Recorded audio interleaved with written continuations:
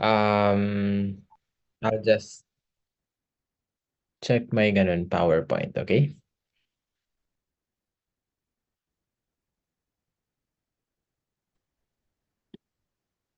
Kindly tell your other classmates to log in na.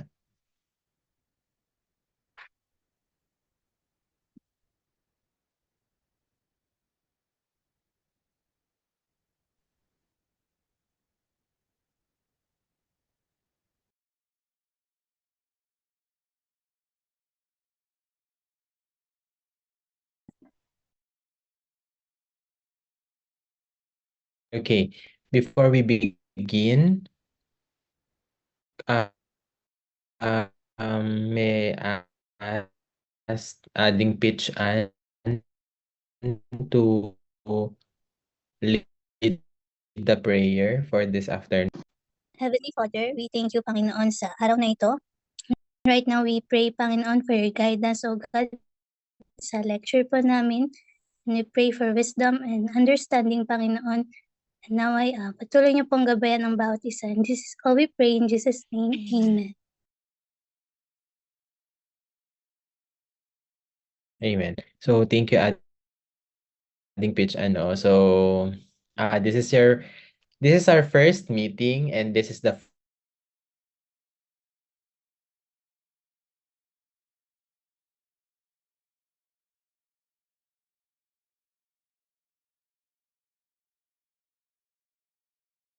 first day of the prayer talaga doon sa hallway. Dati, di ko sure kung hanggang ngayon practice pa rin yun. Until now, po. Okay. So that's very a good practice of our college, no? So for this afternoon, what's the first topic on your week 1 of your cardiopulmonary pathology?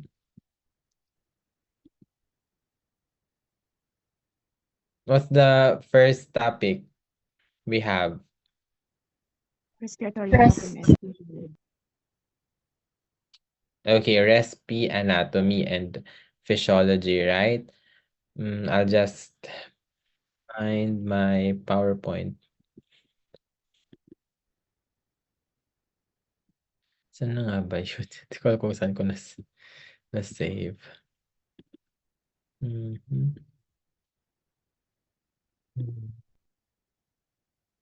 Okay.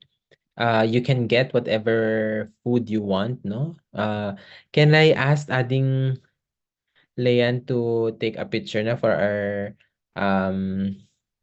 attendance before I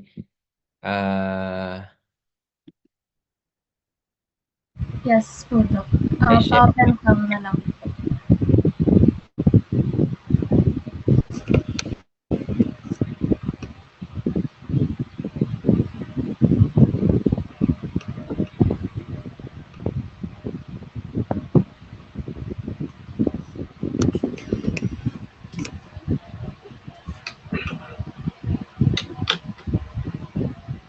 One, two, three.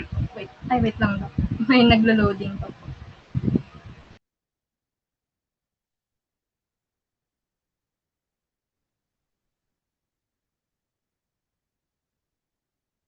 Ang dami nung 3C sina Aero, Edgar.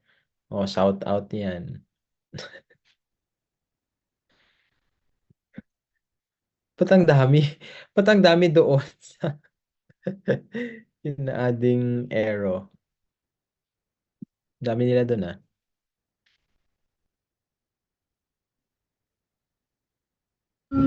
Doc, may I ask someone po na naka-laptop po na mag-take ng pictures? Naglo-loading po kasi sa akin yung mga image po nila. Okay, anyone? Ako na po. Thank you, Ading. Wait lang. Wait lang po.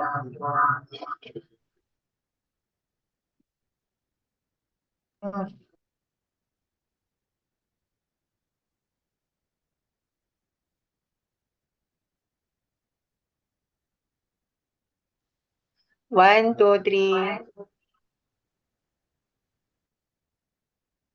Next slide. Ay, next lang po. Open lang po ng cam. 1, 2, 3.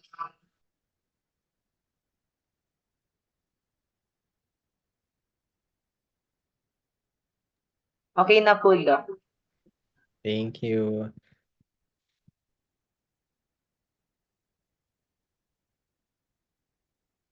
Okay, I'll just open this tawag dito.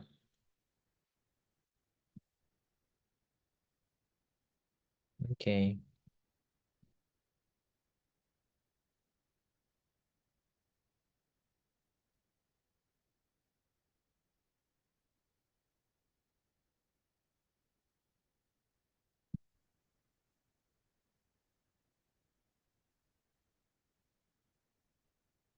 I'll share my screen, okay? So this is just a review on what you have discussed during your anatomy and physiology. Natapos nyo na ang basic anatomy and physiology of the respiratory system? I guess so. Yes? No? Not yet? Done. Hello? Tapos na po daw. Tapos na. Okay. So tama din yung title ng aking PowerPoint. It's just the review on the anatomy and physiology of respiratory system. Okay? So I encourage you to answer if you know the answer. You can raise your emoji, no, in this Zoom, then I'll call you, no? So actually in your grading system there is talagang participation in activities ganyan, no? But we cannot perform in a Zoom setting kasi, pero this time I'll make sure na merong interaction, okay? So we can now begin. So are we all in? I think, no? 100 plus na yung nakita ko kanina sa attendance. Okay, once again, good afternoon, guys. So I hope you'll enjoy this subject as much as I do in teaching this subject. And I hope you all pass this subject because it's a prerequisite for your pulmonary disease management PDM during your first semester of your third year. Okay? So let's now discuss the anatomy and physiology of respiratory system. Okay, so sabi nga nila, when you cannot breathe, nothing else matters. Tama, no? So as you can see here in this picture, it is not just the lungs, the trachea, the bronchi, the alveoli, or the histological features of these parts are the organ or parts of your respiratory system. As you can see, it's also includes from the nasal cavity down to your alveoli, no? So, lahat yan kabilang sa respiratory system. Kaya nga siya na-divide into upper and lower respiratory system. Kaya kasama talaga ang nose, okay? Down to your alveoli. And of course, the surrounding structures that support your air sacs, the lungs, okay, are the bony structures, no? So we need to include them also. Okay, so let's begin with the thoracic cage. As you can see, you have this the thoracic cage, no, that support, or it houses the lungs, the right and left lung. So this is your thoracic cage. Okay, can you name the parts of this? Can you see my arrow? Can you see my arrow? Yes po, Doc. Okay, so let's just review on these parts of the thoracic cage. Okay, so what's this? The whole of this? Sternum po. Okay, sternum. Okay, if you know the answer also, you can unmute and then answer, no? Pero I think Ading Lloyd raised his hand also. But in your sternum, this structure, in your midline structure in your thorax is composed of three, no, parts. No, I'll be discussing it in a while. So this one, and this one. Okay. So next, what's this bone? Scapula, Doc. Clavicle. Clavicle. That's your scapula. This is your scapula, tama? This one. Tama? Yes? Yes, Yes. Yes po, Doc. Okay, and then of course, your ilang pairs to? 12. Of course, your ribs are divided into 3, no? Tama ba, Ading Mia? Yes, what are the 3 types of ribs? True ribs, false, tsaka flow. False and floating Okay, po. very good, no? So, si Ading Kayflian, what are the ribs that are considered true ribs? 1 to 8 po daw. Sure? Ading Joanna Marie 1 to 7 Danao. po pala, Doc. Okay, 1 to 7. So, at least binawi ni Ading, no? And then next, Ading Christine Marie Viernes. What are the ribs included in your false ribs? Ading Christine? Hello? Parang wala si Ading Christine Viernes. Hello, Ading. What are the false ribs? Ribs. Kung ang true ribs are ribs 1 to 7, the false ribs are? Hindi siya naka-unmute ka, Ading, if you are trying to recite, no? Pero, sige, 8 to 12, sabi ni Ading J. Zelfay. Tama ba? 8 to 10. 8 to 10. 8 to 10. So, hindi nyo na ibibilang ang ribs 11 and 12 as false? Ano ba yun? No, ibibilang nyo pa rin. So, hindi mo na siya mabibilang na not just floating ribs sila, but they are false ribs also. But the unique features pa of your floating ribs are, which are your 11 and 12, nakakabit lang sila saan? Spinal cord Okay, vertebrae. vertebra. Okay, so those are the characteristic of your ribs, no? So these are the features of your thoracic cage. Your sternum is a long flat bone. It is composed of the manubrium, the upper part, the body, the longest part, and the xiphoid process. Tama? The manubrium, the body, and the xiphoid process. Tama? Yes? Yes. Doc. And then we have 12 ribs. They are divided into 3 true ribs. Ribs 1 to 7, they are called true ribs because they articulate with the sternum directly, while your false ribs, from ribs 8 to 12, they articulate to the costal cartilage of the ribs above it. And the unique feature of your ribs 11 and 12 is that they are also called your floating ribs. They articulate with the vertebra only. So let's see, let's count, no? So this is rib 1, 2, 3, 4, 5, 6, 7. And they are all directly connected to your sternum. While your rib 8, 9, 10, they are connected in the costal cartilage of your rib 8. Rib 7. Rib 7, tama? Yes, your 8, Yes. 8, 9, 10. They are connected in the costal cartilage of your rib 7, making them the false ribs. And of course, your 11 and 12 rib, which are they are also false ribs, pero they are connected only on the vertebra. Okay, posteriorly. Okay, so those are the characteristic features of your thoracic cage. Do not forget that one. Okay, so let's go to the mechanism of respiratory system, because we'll be discussing now the muscles used for inspiration and expiration. True or false, Breathing is a conscious process. Yes? Yes or no? Is it? Oo, nasabi na dyan, oh. Yes. No. Yes.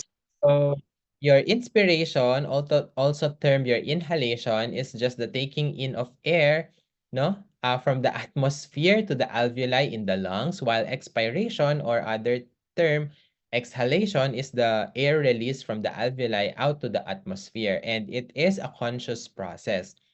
If I will ask you, adding John Emerald Rodriguez, ikaw kasi yung naka-pop up na picture na ID picture, no? Can you categorize inspiration and expiration, whether it is an active process or passive process? Active process, sir. Ang dalawa sila? Ang active process po yung inhalation, tapos passive po yung exhalation. Okay, so if I got your answer, inspiration is the active process, tama? Yes? Yes po, Doc. Expiration is the passive process, which is correct, no? So those are the mechanism for respiratory system. Can I ask, adding Jerry Lou Bautista, can you name me the most important muscle for inspiration or inhalation, adding? Diaphragm po, Doc. Okay, very good, no? Can adding Charmaine Somera name other muscles for inspiration and inhalation?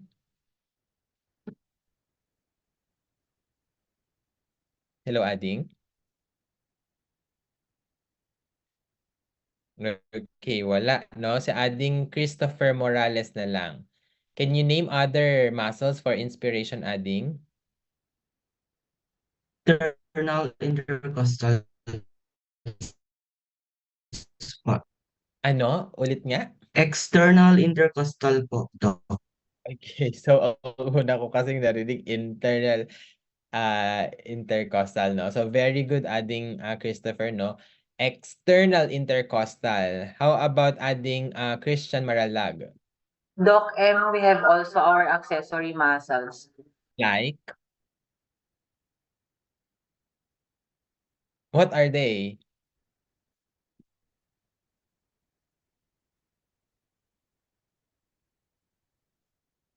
Can you name me other accessory muscles? Adding Janela May Agustin. Doc M, yung Ito. Sternocleidomastoid po, Doc. Okay, another, adding Christian, may answer ka pa, adding? Doc M, yung scalene and pectoralis minor po Pectoralis. naman. Okay. So very good, no? So you remember all of those, no? Adding Leanne, no? So can you name also muscles for expiration? Internal intercostal muscles po, Doc. Internal intercostal muscles. And last, adding Sofia Alvaro. Abdominal muscles, sir. Ay, Doc. Oh, very good, no? So ayan. So this is the muscles for inspiration and expiration. I'll just answer this one, adding sorry.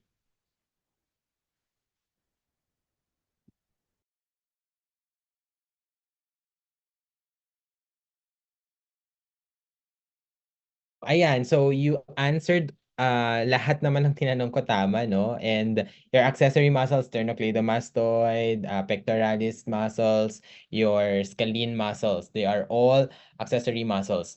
What is the importance of accessory muscles is that minsan sila yung nakikitaan mo ng kung may mga retractions in between, example, sa supraclavicular, no? May mga retractions ka makikita kasi alam mong ang border niya is the sternocleidomastoid, okay? And then of course the intercostals also, if there are retractions, no? During which a patient could have a difficulty of breathing. So remember this muscles for expiration and inhalation, they are very important.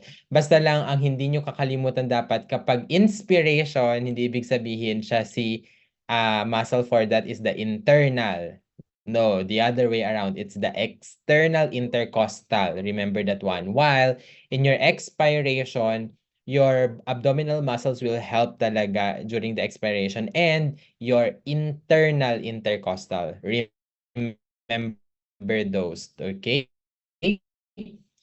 And then, can you tell me what happens when you inspire? What happens to your diaphragm? It will relax or contract? Contract po, Doc. It will contract, then it will push upward or downward? Downward. Downward. Okay, downward. How about the ribs? They are lifted. Nag-i-inhale. Increase po, Doc, yung ribs. Upward. Siyempre, Upward. upward. Okay, so they are lifted upward and outward, no? Palabas. Okay? So increasing the volume of your thoracic cavity. Tama? Yes. Okay. So with that, syempre kapag nag-inspire ka, diaphragm, sabi niyo, it pushes downward. So it compresses the abdominal cavity. Okay? And then, kapag nag-expire ka, magko-contract yung abdominal muscles mo, it will push naman yung diaphragm up. Tama? And push the air outward. And then the ribs will be downward and inward naman yung kanyang movement. Tama ba? Yes? Yes. Saglit lang ang init.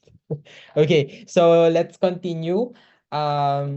These are the functions of your respiratory system. For the primary functions, of course, it will supply the oxygen and remove your carbon dioxide. And of course, it regulates the blood pH.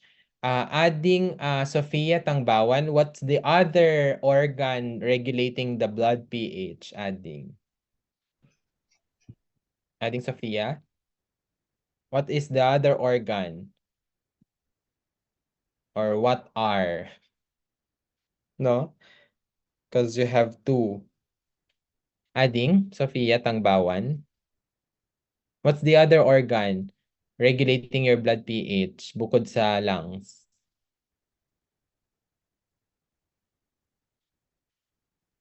Saan sina Adding? Adding Sofia, hello? Doc, hello po. Hello, what is the other organ? Kidneys po, Doc. Very good, kidneys. Okay? The other functions of your secondary functions actually of your respiratory system, of course, it eliminates heat and water. It enables vocalization, modify blood-borne materials because there are resident macrophage there. Ano na nga yung macrophage na nasa lungs, adding Brent, Jonathan Ranjo? What do you call that? What's the macrophage in your lungs? Yun po ba sir yung alveolar type 3 macrophage po? Alveolar cell type. Oh, anong tawag mo doon? Hindi Yung name type. po. Sorry. Alveolar macrophage or Alveolar tinatawag mo macrophage po. tinatawag mo din siyang Type 3 po sir. other name. No, the other name. At- Letter D. The cells? Dust cells. Very good. No? So, dust cells are your alveolar macrophage. Okay? So, I think we have discussed that one in your microbio. And then, it return, of course. No? So, those are the primary and secondary functions of your respiratory system. Now, let's go to the anatomy of your respiratory system.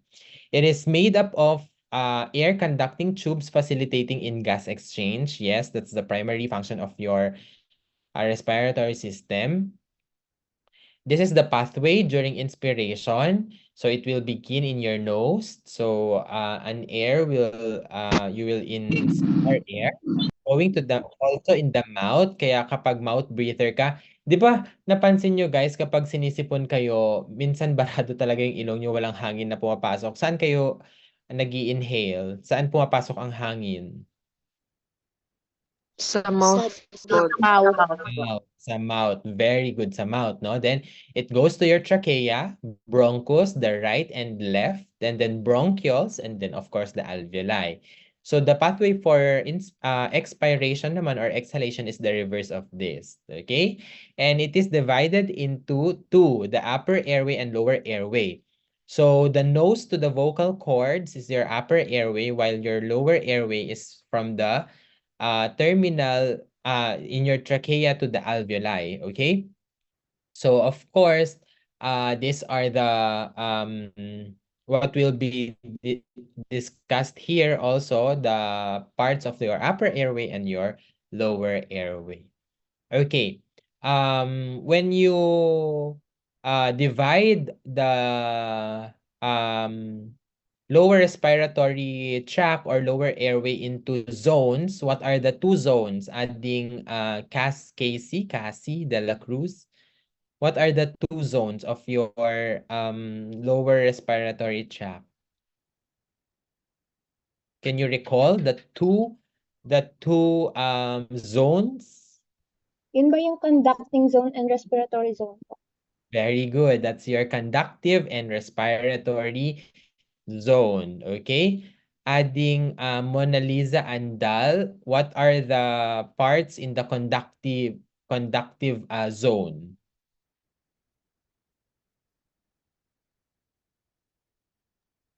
Nasal cavity, pharynx, Hindi, lower respiratory tract. wait. Lower airway. Conductive zone and the respiratory zone.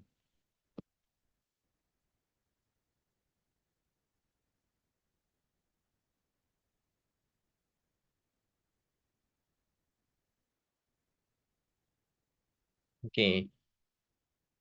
Okay. Adding Prudencio.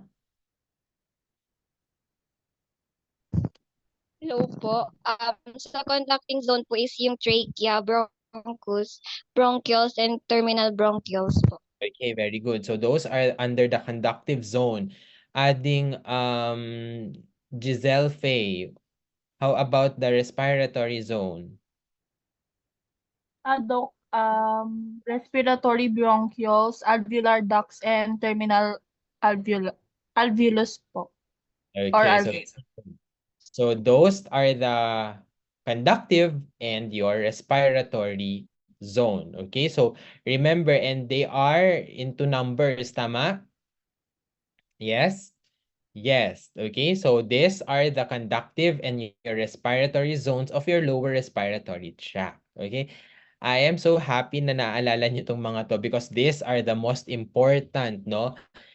We cannot tackle the whole respiratory anatomy and physiology right now, but I'm giving you the most important na dapat by heart alam nyo. Kasi whenever you discuss any disorder, any problem or condition in the respiratory system, you will go back to the normal anatomy and the physiology pa rin. Okay? Para malaman nyo kung anong pathology behind that disorder. Okay? So, let's now go to the respiratory airways, no? So, these are the parts of your upper and your lower respiratory tract, no? So, let's go first with your upper respiratory tract. First, and of course, their function. So the nose and mouth are the first passages of air during inhalation. As I have mentioned, kapag barado talaga yung inyong nose, yung mouth will be also your first passageway of your air, no? And then next is the pharynx. Your pharynx, what's the most important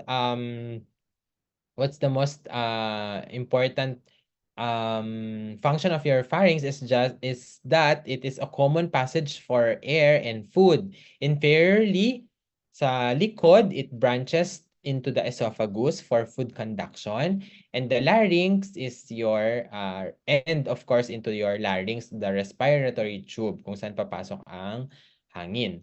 So this is what part in your pharynx is the most important part It's your epiglottis. It's just a flap preventing food from entering the airway, and it is closed when the food is swallowed. Para hindi anong term doon? Yung pupunta yung example, yung food going to your... Aspirate, Doc. Very good. So, para maiwasan ang aspiration. Very good. Next is your larynx. Your larynx is the respiratory tube where the vocal cords are found.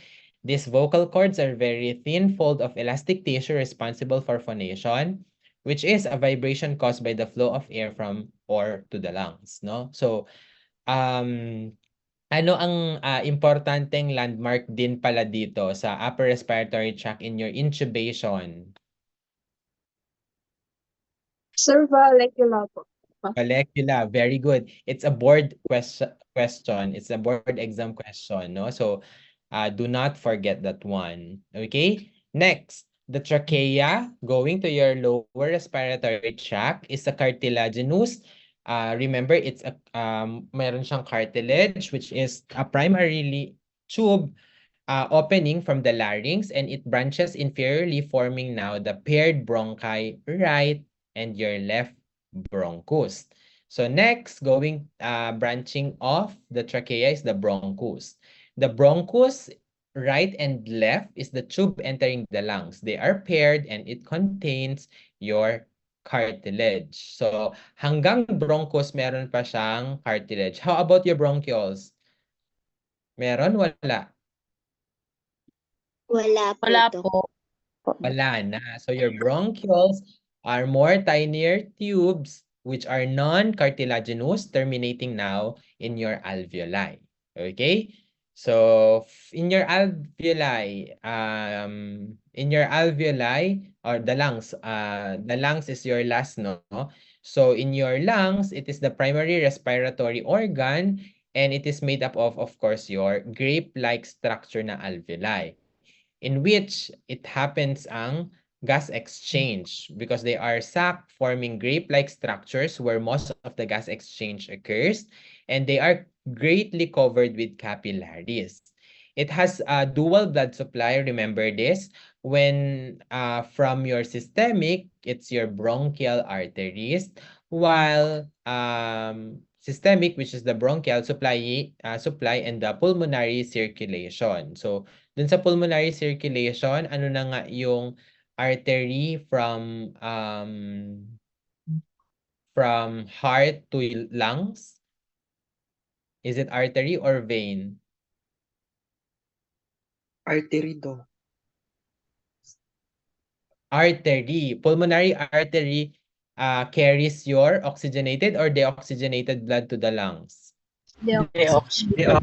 Oxygenated blood.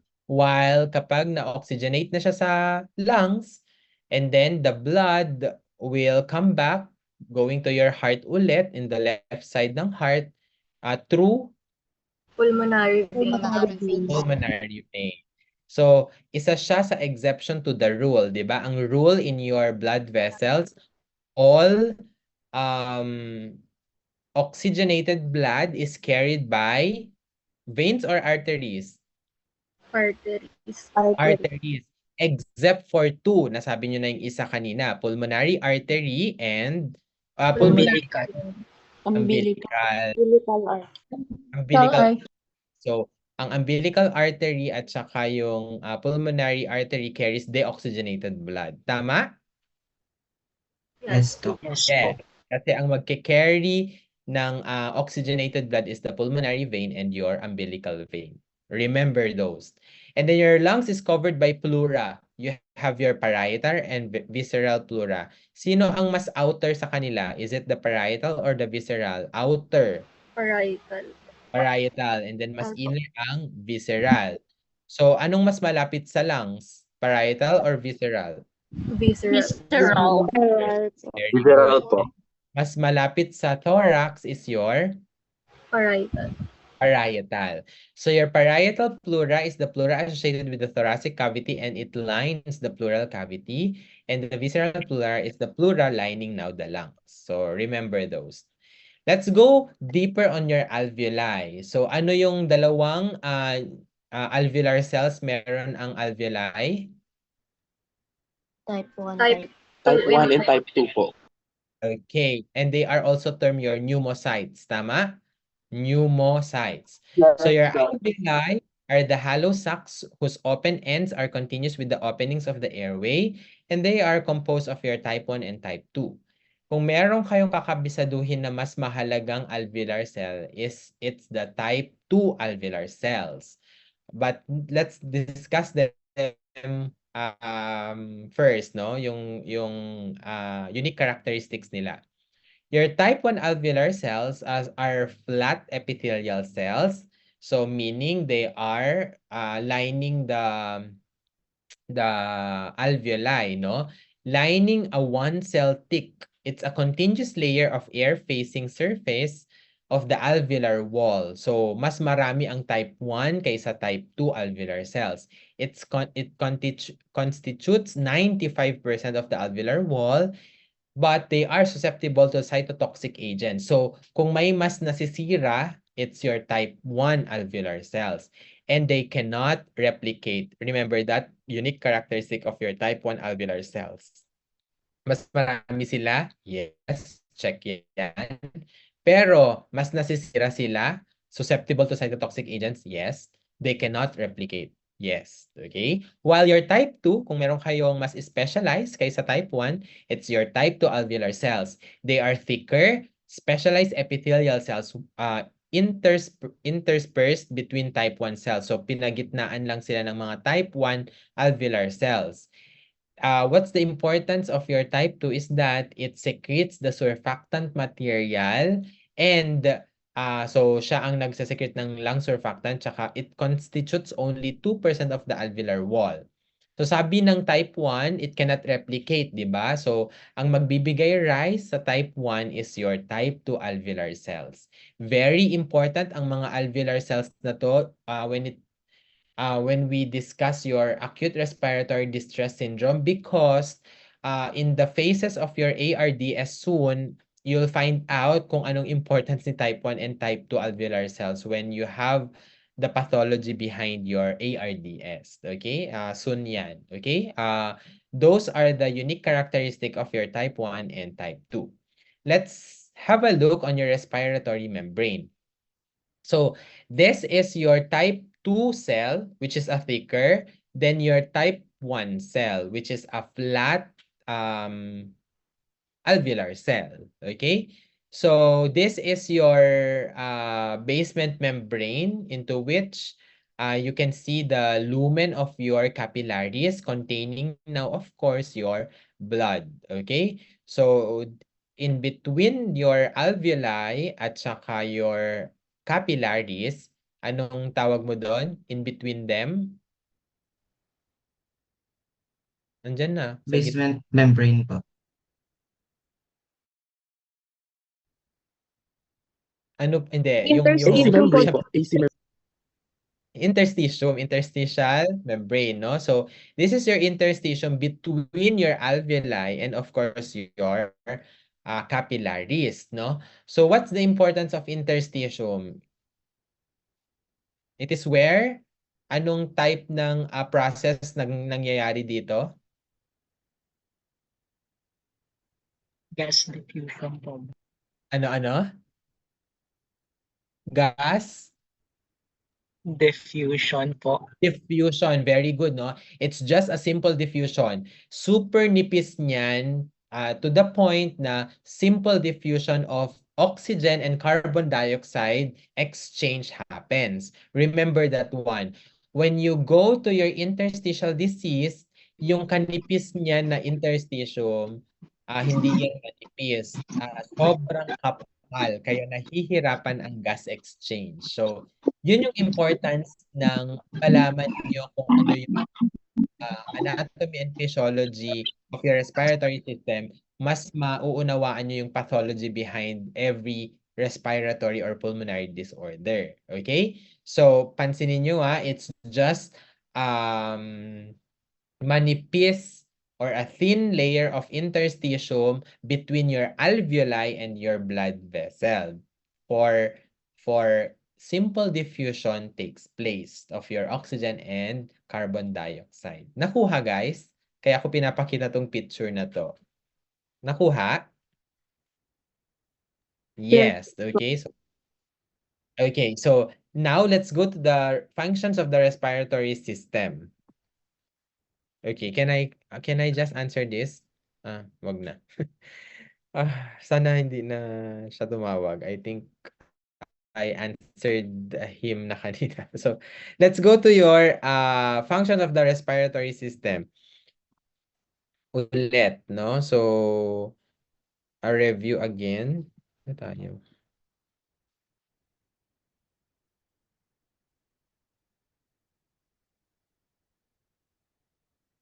Okay. So, okay, again, functions, air distributor, gas exchange. It filters, warms, and humidifies air. It influences speech and allows for sense of smell. So let's go to the division of your respiratory system.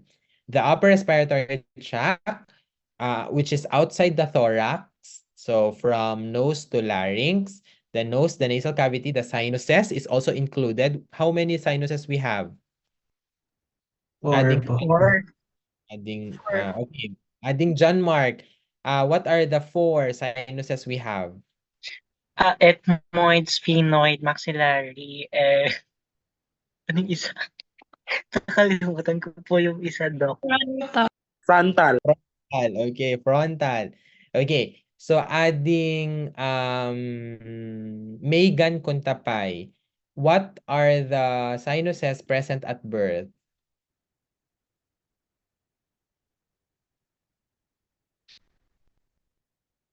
Do we have present? Doc, ethmoid po, tsaka maxillary po ba? Okay, very good. So, ang palatandaan ko dati dyan is me, ako. Meron na ako. Parang ganyan. So, ME, maxillary and ethmoid are present at birth, while the frontal and sphenoid, they just develop after birth. Remember those, okay? Next is your pharynx. It's part of your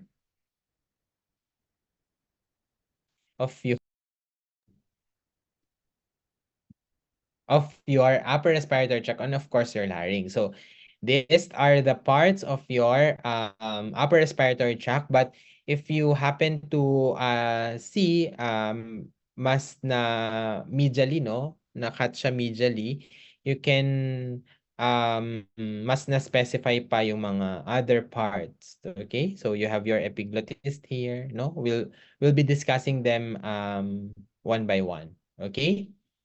So, pababa, lower respiratory tract within the thorax. Yun yung pagkakaiba niya. Basta pag within the thorax na, it will start sa trachea, bronchial tree, the right and left bronchus, then bronchioles, then lungs. Okay, let's go to the upper respiratory tract muna. The nose warms and moistens the air. You have the palatine bone that separates the nasal cavity from the mouth. And ano yung problem kapag may sira sa palatine bone? Cleft palate po. Very good. The cleft palate, your palatine bone does not form correctly, so the patient could have difficulty in swallowing and speaking. Pero good thing now, we can correct now the cleft palate by surgery. Tama? Di ba may mga libreng ano na nga to, operation, ngiti, parang ganon, yung mga advocacy din ng mga ibang agencies, no? And then we have also the septum. The septum separates, of course, the right and left nostrils. And remember, your nose is rich in blood supply. That's the very reason pwede talagang mag-nosebleed anytime. So, kaya avoid picking up your nose, no? So, wag kayong no in Ilocano no agidugong kayo hanyo nga pigsaan unay, no? So, baka ma-hit nyo yung mga arteries, magdugo siya, no? Another reason why you can encounter nose bleeding is if mababa ang platelet, lalo na sa mga dengue patients, and of course, mataas masyado yung pressure. Okay? Pwedeng pumutok yung mga ugat na yan and then mag-bleed. Okay? And then there are 4 sinuses, 4 air-containing spaces. The importance of this is it open or drain into the nose. and wherein it lowers the weight of the skull. So hindi mabigat masyado dahil sa mga sinuses na to. But if you have secretions tapos infection, anong tawag mo doon? Sa sinuses mo? Sinusitis po. Sinusitis, of course. Okay, so these are the parts of your nasal cavity, no? So the nose. Next is the pharynx. Your pharynx is also called your throat. Okay? Ano nang ang bacteria ang most common cause ng bacterial pharyngitis? Strep throat. Ano na nga ang most common cause of your tonsillitis or pharyngitis? Streptococcus pyogenes po, Doc. Okay, very good. At least meron kayong nabaon, no, sa micro, okay? So your pharynx, from the base of the skull to the esophagus, it has 3 divisions. Adding Pauline, Bravo, what are the 3 divisions of your pharynx? Adding Pauline, ano nga yung 3 divisions ng pharynx? Nasopharynx, oropharynx, at laryngopharynx, Doc.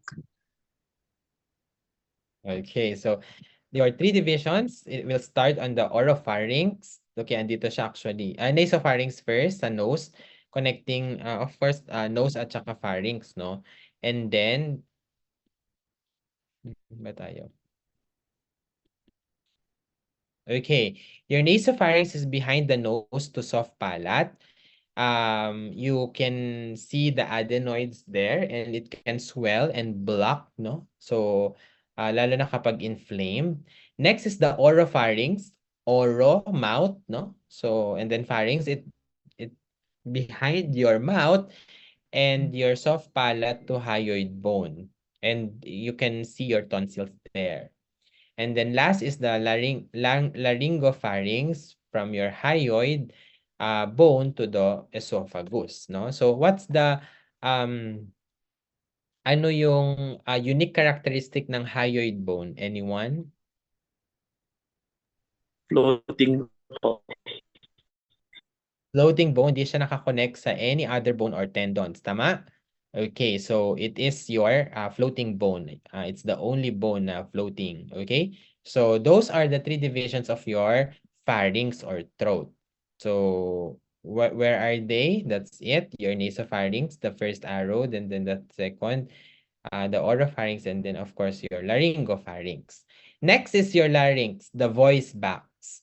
So as you can see in the picture, you can now check posterior on the portion of the tongue, you will see the glottis, the true vocal cords, and the false vocal cords. And then, of course, the different cartilages like your cuneiform, and your corniculate cartilage. And then, this is your epiglottis, then the glottis, of course, and the inner lining of the trachea. If you happen to intubate patient, no, this is where the opening, no, na titignan mo. And this is your epiglottis, that's the flap, no? Kailangan mong hawiin yan pataas para makita mo yung opening, the glottis, no? So that's your during intubation, ito yung nakikita mo, and dyan dapat nakashoot yung ET tube. Unless hindi dyan, baka nasa esophagus, okay? And then the larynx is also called your voice box, is from the root of the tongue to the upper end of the trachea. And it is made up of cartilage. Yes, it has 2 pairs of folds, the vestibular, the false vocal cords, and your true vocal cords, okay? So, let's discuss the different cartilages in your larynx. Thyroid cartilage is also termed the Adam's apple. So it is larger in male due to the high testosterone level in males, no? So that's the very reason prominent yung mga thyroid cartilage or Adam's apple ng male. Next is the flap of skin on trachea, which is your epiglottis. It moves when swallowing and speaking, and it closes off the trachea when swallowing food to prevent aspiration. Let's go to the lower respiratory tract. First is the trachea. It is also termed the windpipe. It is from the larynx to bronchi. So in between larynx and bronchi, it consists of smooth cartilage and C-shaped rings of cartilage. So we have what we call your tracheostomy. It's a procedure wherein we cut an opening in the trachea to allow breathing. So this is the incision made in the trachea, no, just below the thyroid gland, no. It is where you can perform the tracheostomy, no? Can you do emergency trach? Lalo na kapag wala ka sa hospital, tapos impending yung upper obstruction. Ano na ngang movie yun? Or kung nanonood kayo ng mga Good Doctor, parang ganyan. Na-perform ba niya to? Or basta mga palabas, no? You can do emergency, no? May na-witness na kayong ganon? Wala pa. Sa movie, I guess meron. Meron po.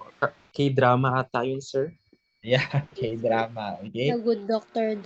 The Good Doctor. Yeah, na-perform niya yan. Okay? So, in these structures, you see the hyoid bone. This is your Adam's apple thyroid cartilage. Below it is the cricoid cartilage. Then this is your thyroid gland. This is your sternocleidomastoid. This is your clavicle, and of course your trachea. And this is the incision where we perform the tracheostomy. Next is the bronchi. Your bronchi, left and right, are the tubes that branch off trachea and enter into the lungs. They are ciliated. Ano na nga ang histologic epithelial lining of your bronchi? The complete. Adding Rafael Charmaine. What's the epithelial lining of your bronchi, adding complete? Pseudostratified columnar ciliated epithelium duct. With yung nagproproduce ng mucus. With Goblet. cells. Okay, goblet cells. Very good, no? So, again, adding Christine Baligod, ano na nga ang epithelial lining ng bronchi? The complete. Adding Christine Baligod.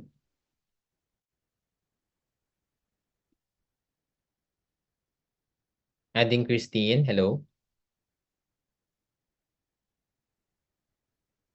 Wait lang po.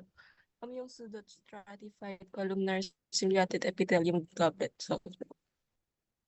With goblet cells. Okay, very good, no? So that's your bronchi. So it is ciliated, and then it branches for primary, secondary, and tertiary bronchi, and then of course it will terminate as bronchioles.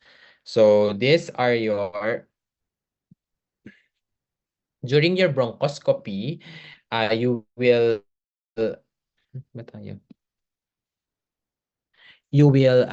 surely be checking on this primary, secondary, and tertiary bronchus, and then bronchioles. Okay, so these are the parts of your lower respiratory tract, from your trachea, then right primary bronchus, secondary and tertiary, and then terminal bronchioles. Okay, and then your bronchioles branch into microscopic alveolar ducts and terminate into your alveolar sacs, where your gas exchange with blood occurs in these alveolar sacs. So this is your in your alveoli. Ano na nga ang respiratory unit ng inyong lungs? Anong tawag mo doon? Adding Maria Celina Abad. Anong tawag mo sa respiratory unit of your lungs? Alveoli po, Doc. Kulang yun. Alveoli lang ba ang kasama doon? Doon sa respiratory unit? Nakikita mo sa picture. Anong tawag mo dyan? Anyone? Alveolar duct po, Doc. O kabilang din yun, alveolar duct. Alveolar duct, alveolar sac, and alveoli po. O anong tawag niyo doon? That's the respiratory unit. Functional unit of your lungs. Alveolus duct. Alveolus is just singular of your alveoli. So, hindi siya. Anong tawag mo doon? Anyone? Terminal alveoli, Doc. Actually, ang alveoli nyo nasa terminal talaga. Terminal ng respiratory system mo. Anyone? Pulmonary asinus, Doc. Very good. High nose. Okay, so that's your respiratory functional unit of your lungs, and it is consists of your alveolar duct, alveolar sac, and alveoli. Do not forget that one. Okay, and this is your different parts pa, no? So you can see your capillaries. It is stuff of capillaries, no? In your alveoli. So between your alveoli, no? Alveoli, you have tuft of capillaries because it is where nga gas exchange will happen. So your capillaries or your blood vessels will give off carbon dioxide while your alveoli will give off oxygen going to your blood. Okay? So this is the pulmonary venule and pulmonary arteriole, and then they will meet up forming your capillaries. A sinus is the respiratory functional unit of your lungs. Do not forget. It is consists of your duct, sac, and your alveoli. Okay. Let's continue. For the lungs, no? So it extends from the diaphragm to the clavicles. It is divided into lobes by fissures. Adding Arwen Joy, how many lobes are there in your right lung?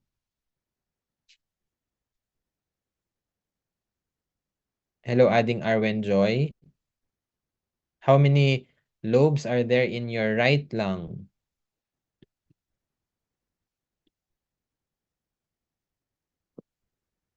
Adding Arwen Joy, hello? Doc, 3 po. 3, Three what lobes. are they? The right upper lobe, the RUL, the right middle lobe, and the right lower lobe po. Okay, very good, no? How about sa left, adding May Grace Tarun? 2 po, Doc. 2, what are they? The upper and lower lobe. Okay, what's the counterpart of the right middle lobe to your left lung? Ano yung counterpart niya? Lingula, Doc. Very good. That's the lingula. Okay? So, I'm so happy na naalala niyo yung mga yan. Okay? So, they are divided into lobes by fissures. Nasabi na adding na right, there are 3 lobes, while the left, there are just 2 lobes. You have your visceral pleura. We have mentioned that one. It adheres to the lungs. If you happen to have inflammation on the pleural lining, you call it pleurisy. Okay? So, inflammation of the pleural lining, you call it pleurisy. So, to end up this anatomy, this is your, again, from the nose to your alveoli of the lungs. Okay. Let's discuss now the different fissures, different segments of your upper and your right lung. Okay? So, what fissure, what are the 2 fissures of your right lung? Adding Vichalin Santiago, dividing the upper, the lower, and the middle lobe.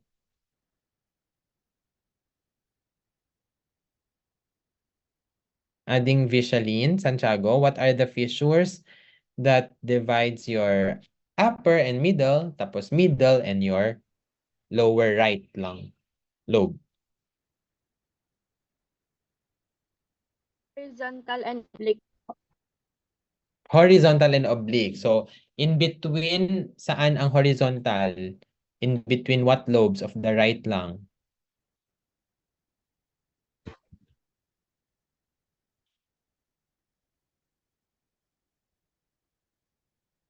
Hello, Ading? And middle. Ang horizontal. And then, oblique yung isa. Okay, very good, no? Ading Ashley Lim, ano yung fissures naman in your left lung?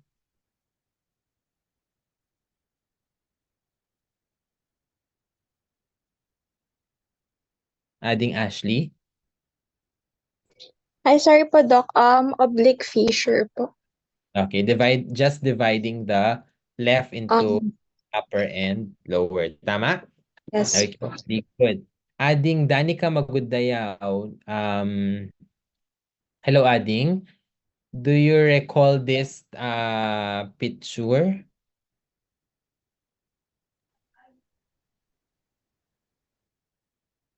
Yes, I hope so, no? So this is the different structures and segments, fissures that divides your different lobes of your right and left lung. So I hope you recall this different segments and different fissures, no, dividing your right and left. So this is just a review as I have mentioned, no. You just lalo na sa bronchoscopy nyo soon, you will be memorizing those lalo na dun sa mga primary, secondary, and tertiary bronchi, no. And these different segments. Okay. So you also I think you are also familiar with this. Anong tawag mo dito? Groove ba yan? Oh, nakasama na lahat to, yung mga vessels mo, ganyan. Hilum. Hilum, very good. That's your hilum. Hilum, hilum, same lang, okay? So hilum, okay? Okay, so enough with your anatomy. Let's go to the disturbances in the respiratory function, kicking off with the physiology of your respiratory system, okay?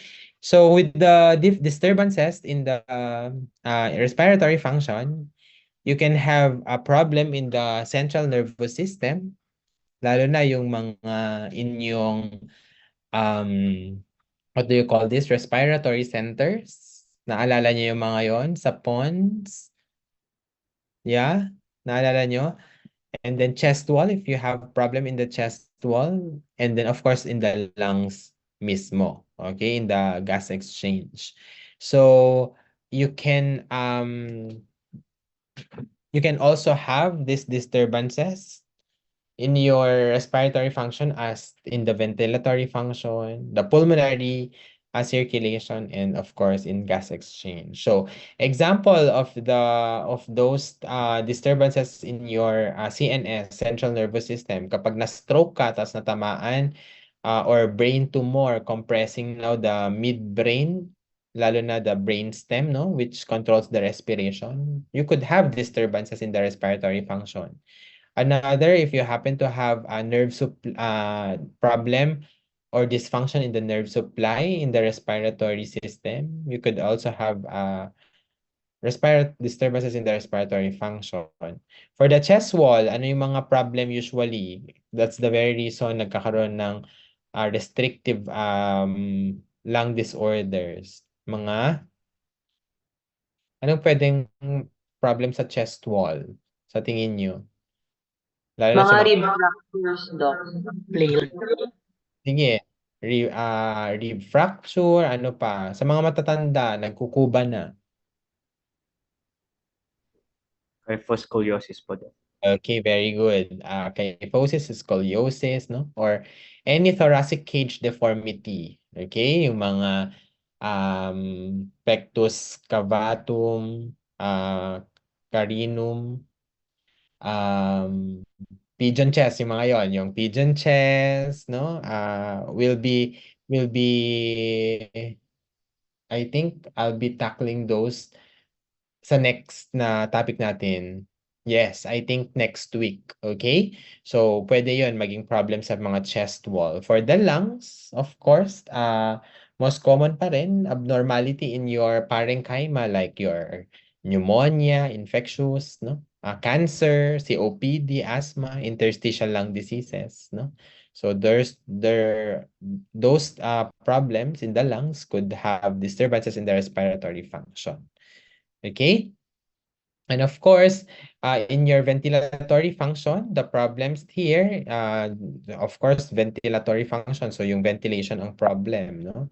So, in your exchange of air between the atmosphere and the lungs, no? So, breathing depends on chest and diaphragm movements as well as clearing the airway. And of course, you have the two process, the active one, the inhalation and exhalation. So, let's now go to the respiratory physiology. And I hope dapat talaga na master nyo na to this time, no? With all the different lung volumes, lung capacities, dapat by heart alam nyo na this time. Kasi babalik at babalik tayo doon, okay?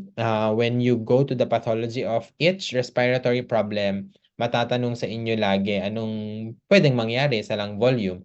Magdi-decrease ba siya? Increase? How about the lung capacities? Okay? So the pressure gradient are established by changes in the thoracic cavity, as you can see here in this picture, no? For the atmospheric pressure, which is around 760 millimeters mercury. The intra-alveolar pressure, about 758. Okay? For the exhalation, no? And inhalation, of course. And then, your pressure gradient,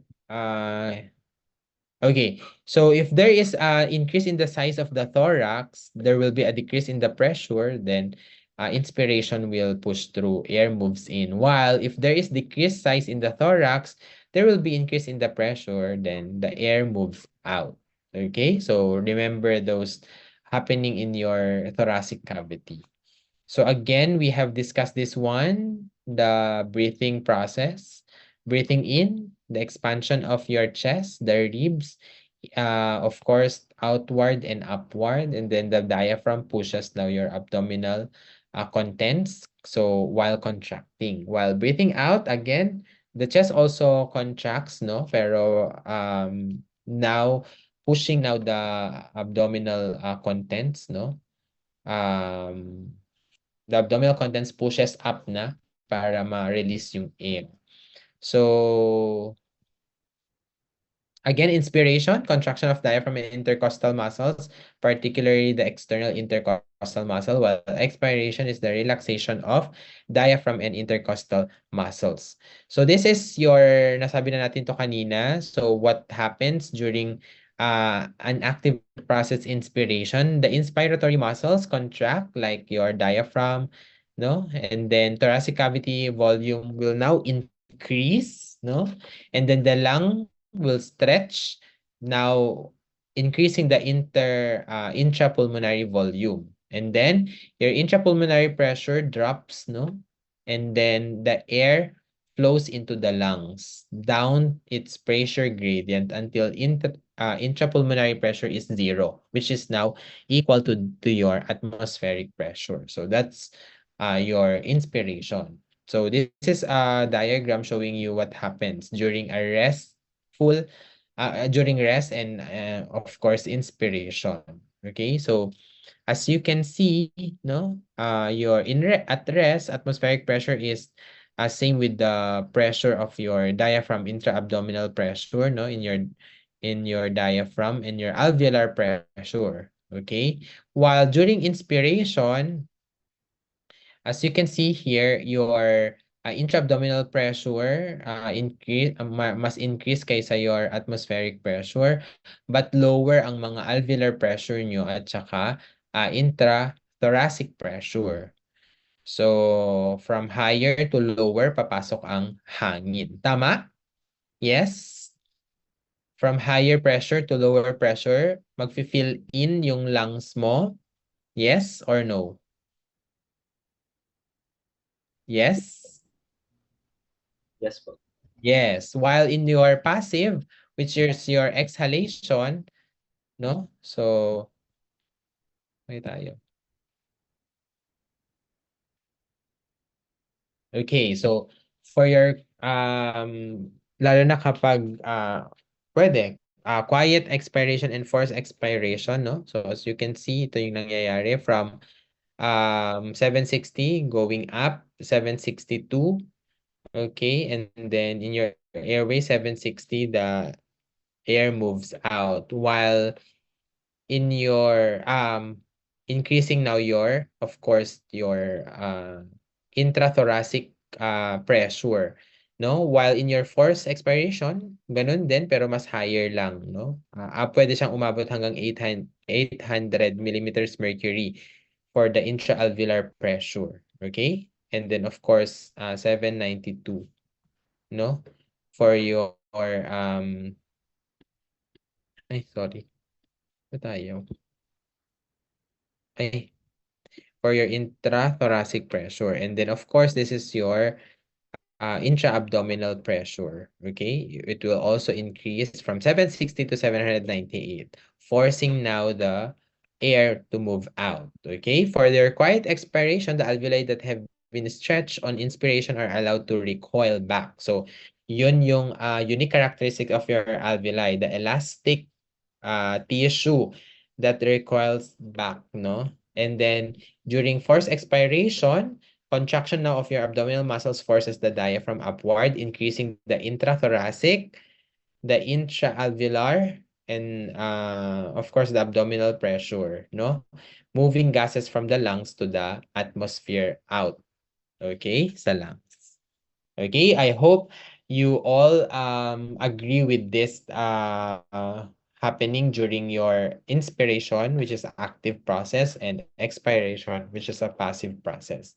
And then of course, when we talk soon of your problems or disturbances in the ventilatory function, we'll be tackling the measurements of this ventilatory function, like in your volume, your mga TLC, residual volume, no? Using your helium dilution and body plethysmography, and then the flow using, of course, your spirogram, no?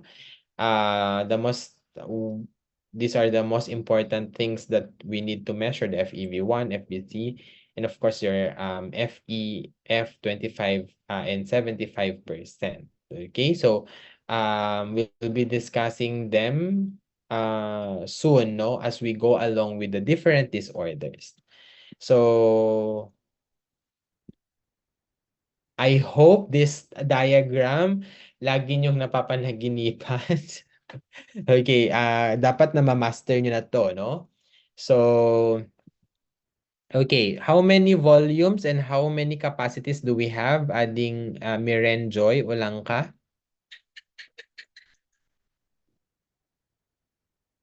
Hello, Ading.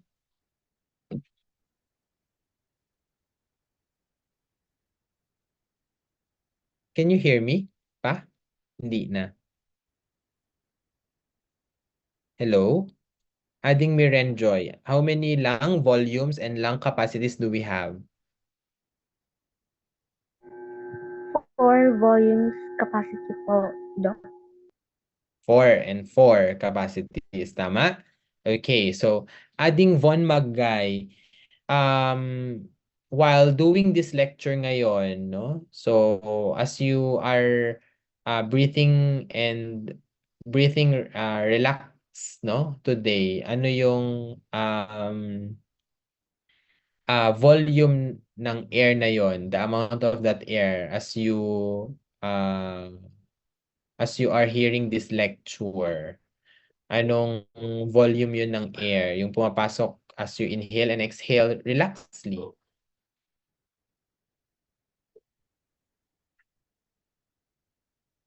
Ading Von Magay, anong tawag mo doon?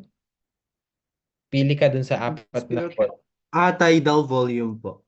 Okay, very good, no? So it's the amount of air, no, that you inhale or exhale with each breath under resting condition. Kagaya ngayon, nakikinig lang kayo. So that's your tidal volume.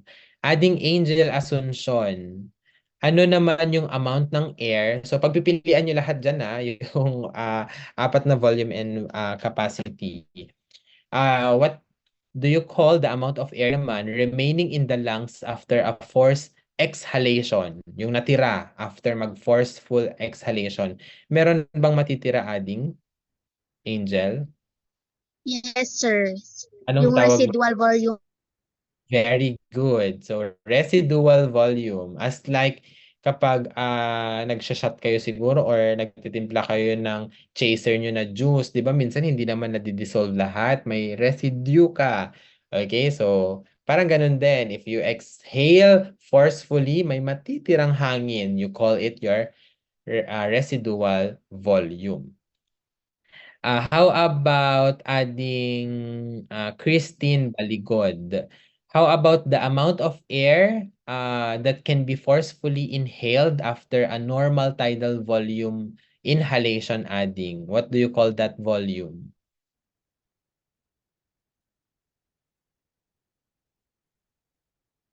Hello, adding.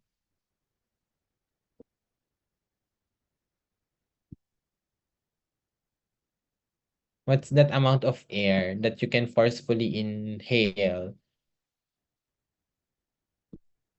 after tidal volume inhalation?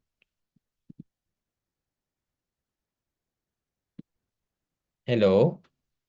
Adding Christine Baligod? Anong tawag mo dun sa volume na yun, Ading? Anyone? Inspiratory to. IRV to. IRV. So, inspiratory reserve volume. Okay? Last, adding Bernadette Dayag. How about the amount of air that can be forcefully exhaled after a normal tidal volume exhalation?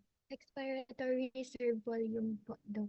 Okay, very good. Next, how about the lung capacities? Adding Honey Joy Kilang.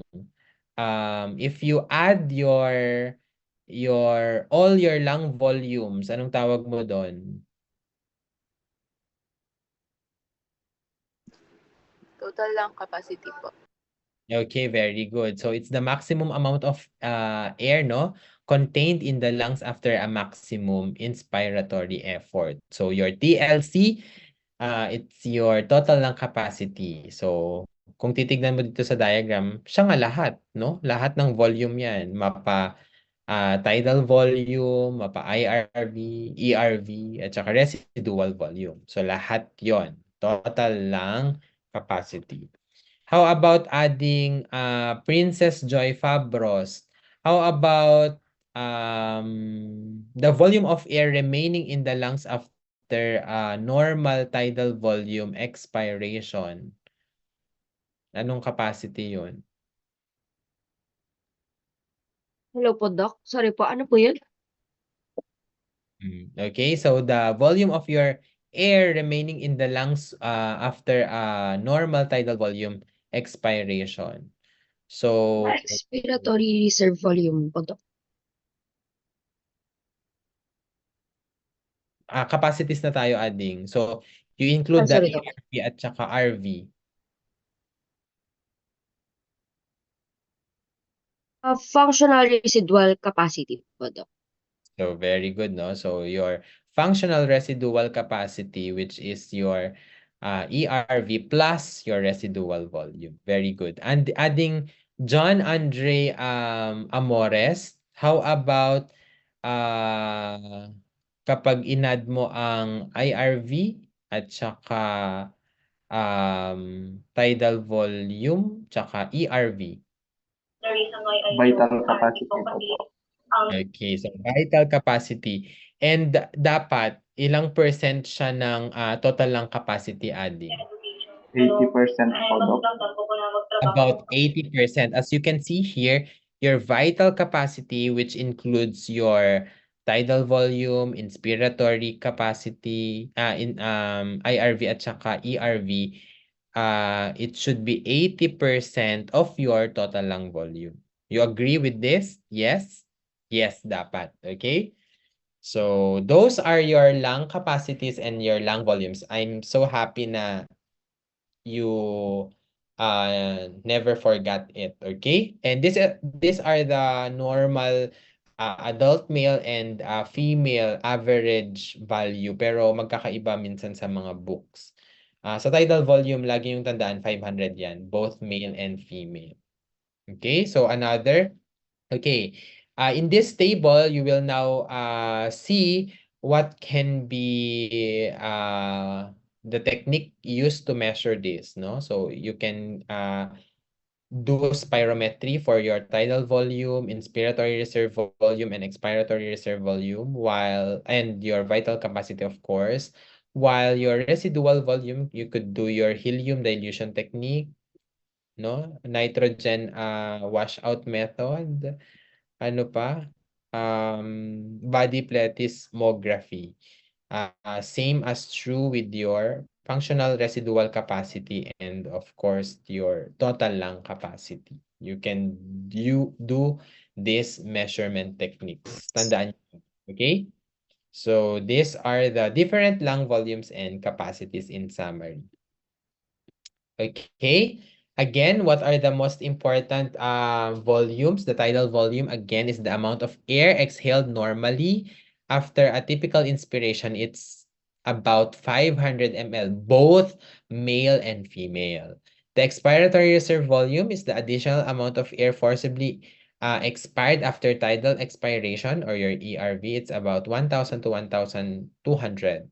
For your IRV, it's the deep breath that we do, no? Amount of air that can be forcibly inhaled over and above normal. And lastly, your residual volume, amount of air that stays trapped in the alveoli, about 1.2 liters.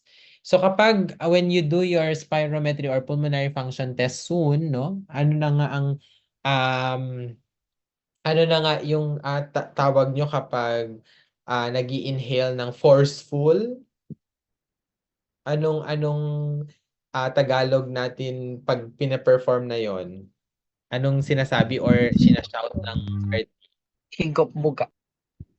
Very good. Higop and buga. Okay? So, kapag mag-forceful exhalation naman, buga. Okay? So, lagi nyo yan sinashout soon kapag pina-perform yung spirometry or pulmonary lung function. Okay? So, buga and your higop. Higop, inhale, then exhale forcefully, buga. And then, for your lung capacities, no, vital capacities, the largest volume of air an individual can move in and out of the lungs. It is the sum of IRV, tidal volume, and ERV, and it depends in many factors, no. Of course, the size of the thoracic cavity, the posture of the patient, and volume of blood in lungs. So, lalo na affected siya kapag may mga congestive heart failure and emphysema yung pasyente.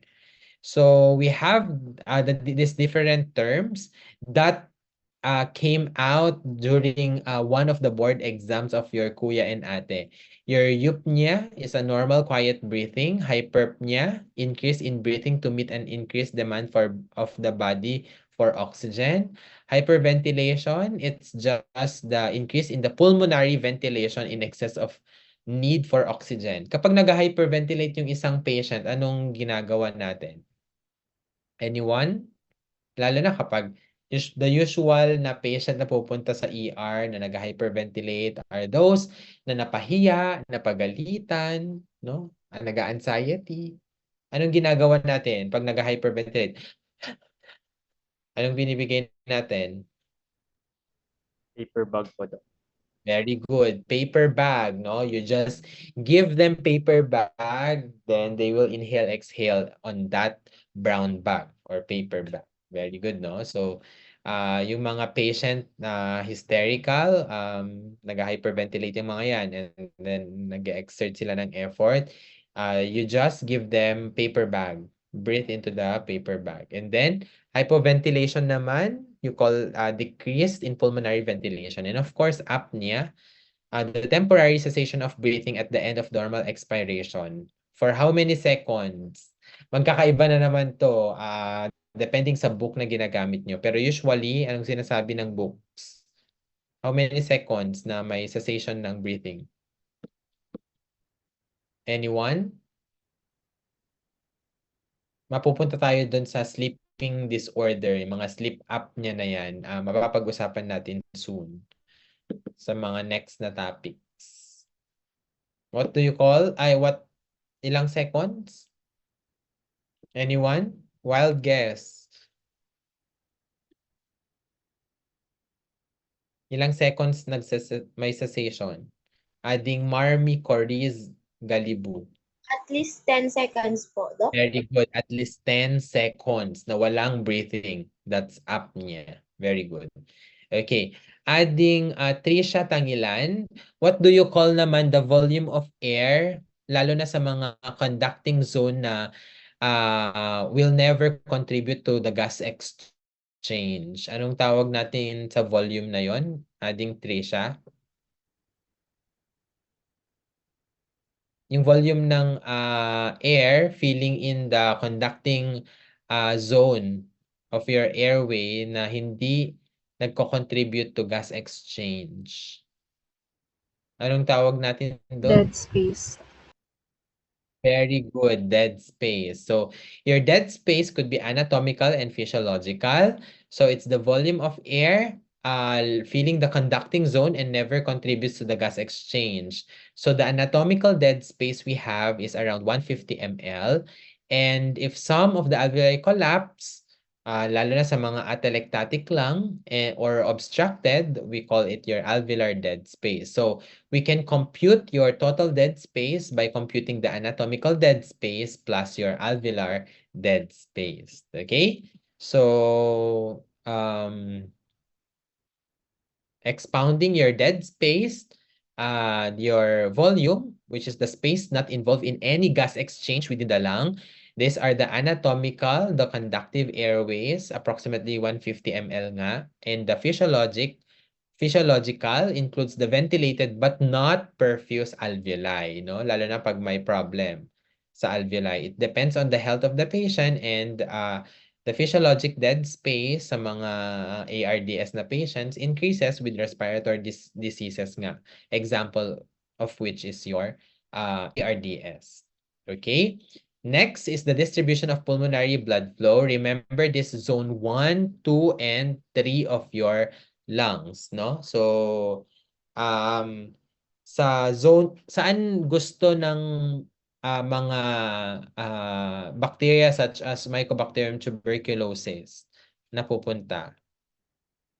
Yung mataas ang tension. Saan dyan?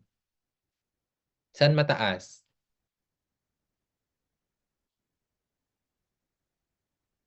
Saan gustong-gusto predilection ng mga Mycobacterium tuberculosis? Saang zone? Zone 3 po, Doc. Sure? Zone 1. Zone 1 po, Doc.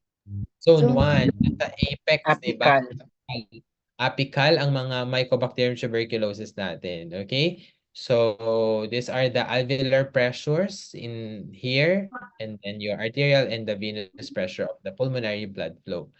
Remember this graph in your physiology? What's this? So yan yung hemoglobin curve po, no? Dissociation curve. Very Dissociation. good. Yes. So, this one is shift to the Right. Right. Right po.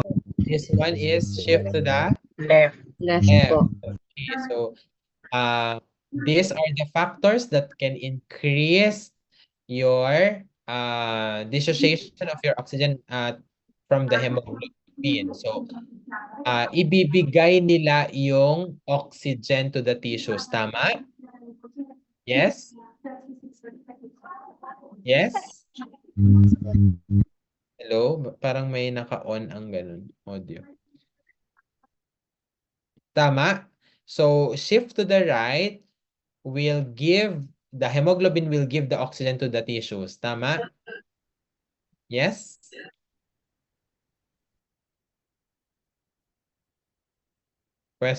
Sige. Adding John Kenneth Babaran. Can you confirm yung statement ko?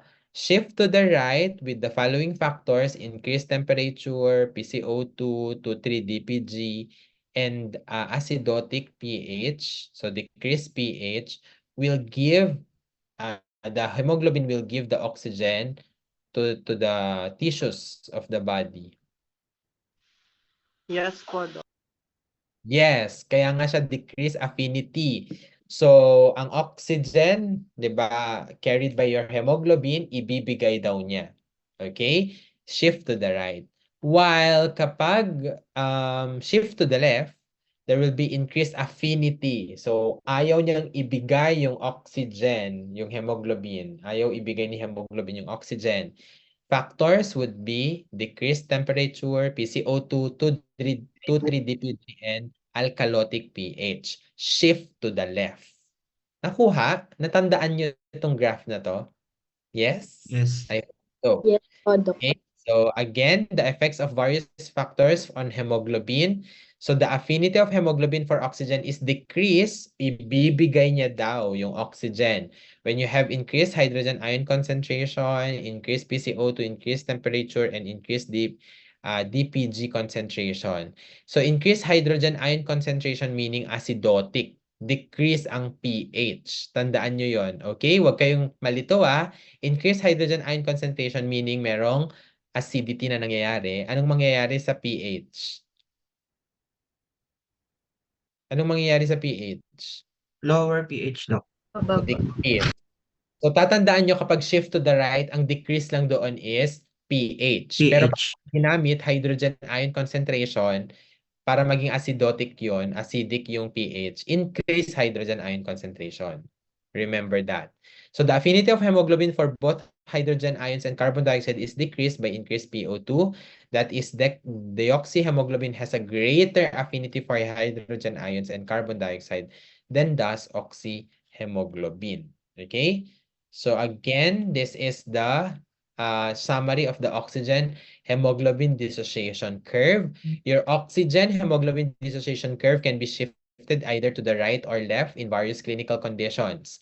Again, shift to the right, O2 dissociation. Ibibigay ni hemoglobin yung O2. So there will be increased O2 dissociation, decreased binding of oxygen to hemoglobin at a given PO2, decreasing now your O2 saturation. While shift to the left, there will be O2 association, increased affinity of your oxygen to your hemoglobin, hindi niya ibibigay.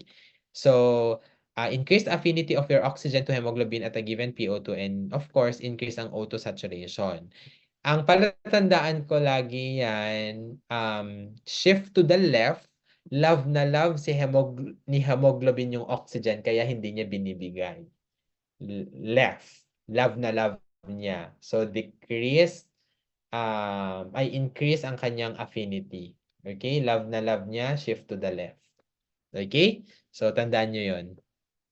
So, this is the, okay, in connection with your oxygen and hemoglobin dissociation curve, we have these two effects, your Bohr effect and the Haldane effect. Anong naalala nyo sa Bohr effect? Anyone? Happens in the body, pag Haldane sa lungs po. Anong nangyayari? Sige, anong nangyayari nga? Sa Bohr effect, anong nangyayari? Sa Haldane po, Doc, is release CO2. Okay. Sige, tapos? Bohr effect? Sa Bohr po is carbon dioxide binding with hemoglobin po, then releasing oxygen. Okay, so unloading of oxygen ang Bohr, tama? Yes? Ang palatandaan nyo dyan is Bohr, meron siyang unloading of your oxygen. That's the phenomenon for Bohr effect by Christian Bohr. So it's the phenomenon associated with unloading of oxygen secondary to increased hydrogen ions. No? So there will be increased oxygen delivery to tissues when carbon dioxide and hydrogen ion shift the oxygen hemoglobin dissociation curve to the unloading of oxygen. Ibibigay daw ni hemoglobin. Right. Right. Very good. Right. Okay? So, pwedeng mangyari sa shift to the right. Kasi nga, increases oxygen delivery to the tissues. Okay? While for the Haldane effect, it's the phenomenon associated with unloading naman ng carbon dioxide secondary to increased O2. So, there will be release of carbon dioxide when the oxygen binds with your hemoglobin. And remember, your CO2 is an acid and acid have hydrogen ions. So don't forget, unloading of oxygen to the Bohr tissues. effect. Bohr. Unloading of CO2. Haldane. Haldane effect. Do not forget that one. So this is a very important also na structure showing you the movement of gases, of course, no? In your body tissues, when they use your oxygen, the product in your metabolism will be your carbon dioxide, and then they will be transported in your blood going to your alveoli then atmosphere, no? So syempre, with the help of your different enzymes in your blood like your carbonic anhydrase, no? So this is the transport of gases during which this happens. So your CO2 transport, remember your CO2 is being is transported as bicarbonate ion in the plasma, and it's around 60 to 70%. So na-highlight ko na dyan. So your CO2 is being transported as bicarbonate ion in the plasma. And then some are dissolved in plasma, 7 to 10%, and some are chemically bound to your hemoglobin in the RBCs, about 20 to 30%. How about your O2 transport? Remember, sino ang nag-hold ng oxygen? It's your Naka-discuss lang natin. Hemoglobin po. Hemoglobin. So, 98.5% is combined with your hemoglobin, and some 1.5% lang ang konti, no? They are just dissolved in the plasma. Again, CO2 transport mostly bicarbonate ion in the plasma. O2 transport, oxygen transport, your oxygen is combined with your hemoglobin. Okay? Kaya pinag-uusapan nga natin yung oxygen and hemoglobin dissociation curve. Last two slides. So this is your important na nangyayari in your tissue cells when they give off now your CO2 after using the oxygen going to your they are diffused into your blood cell. Your CO2 is you have plus your water with the help of your carbonic anhydrase, and of course some of your CO2 will bind to your hemoglobin, your carbaminohemoglobin, and then of course kapalit niyan is the oxygen, no? So others also are dissolved in the plasma, and there are slow way, no, papunta in this process binding now to your plasma proteins, and we have what you call your chloride shift. Okay, so assignment nyo, chloride shift, no? Ipapa-assignment ko yan. Pwede kong itanong during your quizzes. Okay, so and then last is your oxygen naman. Okay, your CO2 going back now to your lungs for then malalabas siya sa atmosphere, while your oxygen naman during inhalation pupunta sa blood and to be transported in the form of your hemoglobin, oxyhemoglobin, no? So 98% of your oxygen will be transported by the hemoglobin, and some are just dissolved in the plasma, about 1.5%. Okay, so that's typically what happens, or how your oxygen and carbon dioxide are being transported from the tissues going to your lungs, or for the oxygen from your lungs going to your blood going to your tissues. Okay? Any question? I think that's my last slide. Thank you for listening, guys, for this a review on the basic anatomy and physiology of your respiratory system, which are the most important things you need to know by this time by heart, no? So dapat alam na alam nyo na yan. Okay? So any question for your anatomy and physiology review? Any question, guys? Wala naman po, Doc. Okay, so wala. So I hope you learned something or na-refresh ko kayo with the anatomy and physiology. Okay? Okay, with that, can I call on adding Roed Andre, no? Andre Torres to close with a prayer. Close this session with a prayer. Please include your kuya and ates, adding.